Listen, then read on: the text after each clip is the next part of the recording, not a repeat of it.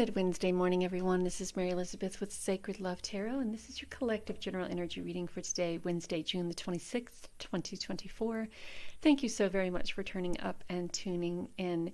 If you are watching this video and you know of someone who may be in need of this guidance, please feel free to share. Please feel free to comment, to like, to subscribe. If you want to donate, you can do so through PayPal or Cashapp, and those links are in the description below. So let's see what our energy is for this lovely Wednesday. And Thursday, I have a treat for you. Thursday, we will not be using the Everyday Witch. We will be using the da-da-da-da-da-da. So we'll see how that goes. All right, so energy for today, Wednesday, the 26th. Oh my goodness. So the first card that came forward was the 10 of Pentacles, and then we had the Death way down here, and then we had the 8 of Swords, and then we had Miss Queen of Wands. So the 10 of Pentacles, we are transitioning into a time of financial stability, creativity, growth, playfulness, happiness, balance, intuition, standing in our strength, our courage, our power to make these changes, to cut the cords from the thoughts, old hindrances that keep us down, that keep us back, that keep us chained, that keep us blinded, that keep us from moving forward. So there's thoughts that are happening that are keeping you imprisoned, keeping you from stepping into your abundance and prosperity, keeping you from your manifestation, keeping you from your divine inheritance. And Spirit is saying, all you got to do is just cut those cords. All you have to do is to walk away, to step away, to close the door on those chapters of your life and to allow other doors to open to new, brilliant, wonderful, amazing chapters in your life. The Queen of Wands is moving forward with creativity, with passion, with independence, with power. I mean, look at those shoes. Look at those shoes, red with fire on it, and the red dress that she's wearing. That just screams power. But it also screams nurturing, because even though she's sitting on that huge, ginormous, fire-breathing dragon, she's also nurturing that tiny, tiny, tiny little hummingbird. And even the little cat at the tail of the dragon is feeling a little bit nurtured and loved with that carnation or rose that's falling down. I'll call it a carnation because carnations are my favorite flower. So the Queen of Wands here is taking back power. She's no longer a slave to her thoughts. She's no longer allowing the thoughts to keep her insecure or doubtful or unsuccessful or prosperous or abundant, right? She is in a position of power, but she also is in a bit of protection mode as well, right? Because we don't want to fall back into those negative thoughts, those negative old tapes. So we're going to protect our thoughts. We're going to protect our energy. We're going to protect how we feel and what we think and where we go and what direction we go and what we say. We're going to protect all of that so we don't allow the past to kind of creep in and manipulate all of the above, especially what we're thinking, right? Because if we look at that 8 of Swords energy, it's almost like she's a victim to her own thoughts. It's almost like she's a victim to all of these things that have happened. And for a very long time, it's been a struggle to move out of that victimhood. It's been a struggle to see the situation for what it is. It's been a struggle through work through these thoughts and not to allow them to overcome, or not to allow yourself to be overcome by them, by the thoughts or by the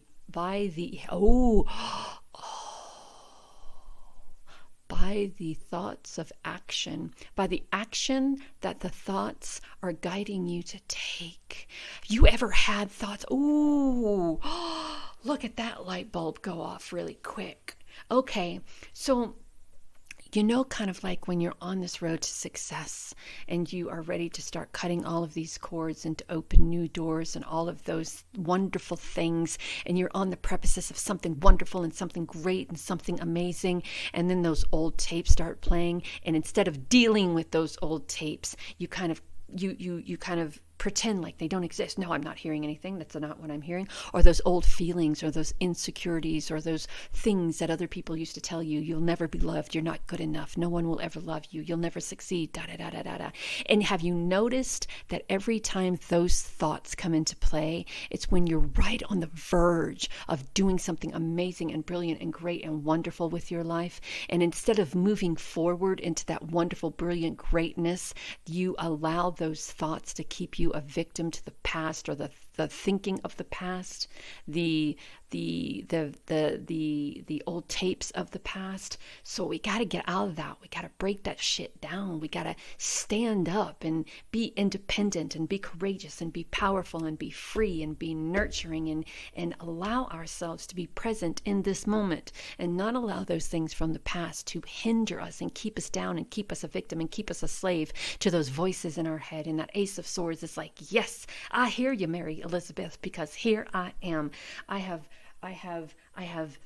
cut all of these fucking old cord tape things away, and I have stood up and I have cut all of these things from my wrists, and I've taken off that blindfold, and I've picked up every single one of these swords, and I've thrown it to the left and to the right and behind me, in front of me, and they're no longer going to be a hindrance to my success. They're no longer going to be a hindrance to my transformation, my abundance, my prosperity, my power, my ability to succeed and achieve and receive and put the past behind me. I will no longer allow them to do that. And I'm going to step into the Ace of Swords energy, and I'm going to raise that sword into the sky, and the gods and the heavens are going to offer me all of these new ideas on how to move forward, on how to succeed and excel at everything that I do in my life. But first, I'm going to take some time, because I'm tired after all of that. I'm going to take some time. The Four of Swords is really stepping into this period of giving yourself time to rest, giving yourself time to heal, giving yourself time to evaluate or reevaluate where you are, where you're going, where you desire to go.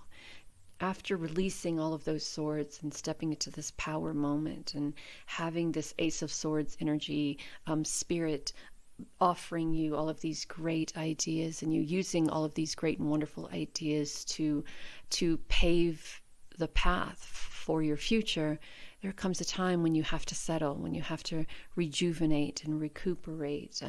I believe it is in the Everyday Witch Oracle we have rest and rejuvenation. So when you wake up, you're refreshed. You are ready to go.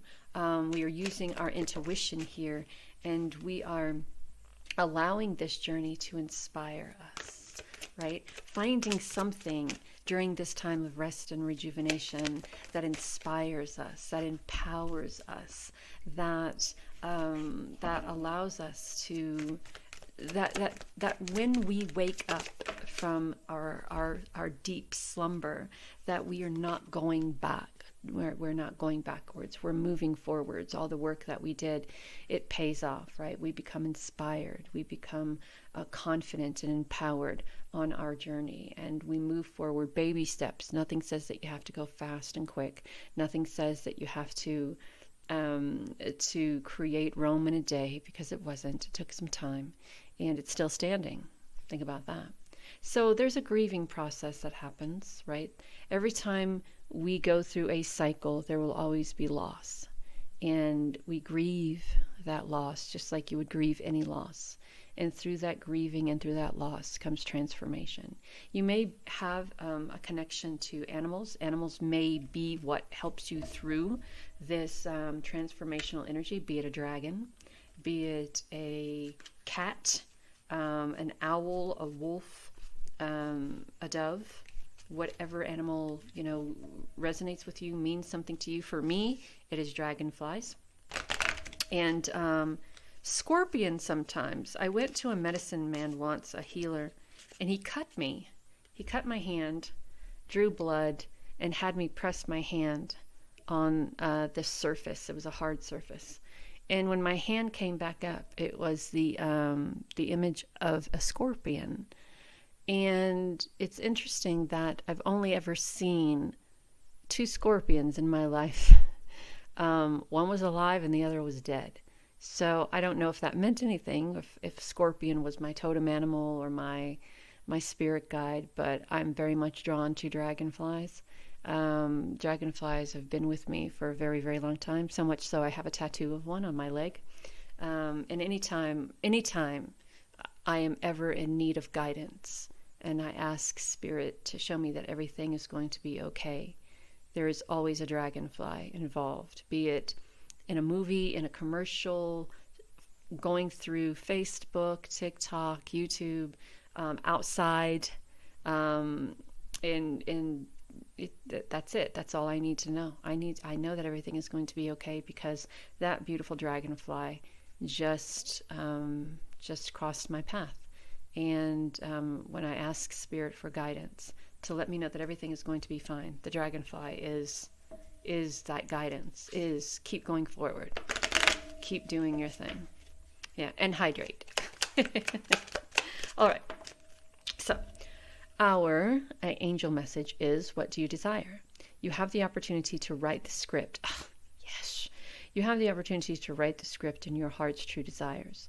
Once you clearly decide upon your true desire and know that you're ready and deserving of them, they'll rush into your life as if by magic. So be clear with what it is that you truly desire. Be clear about what it is that you're cutting out of your life, and be clear about what it is that you're wanting to manifest in your life.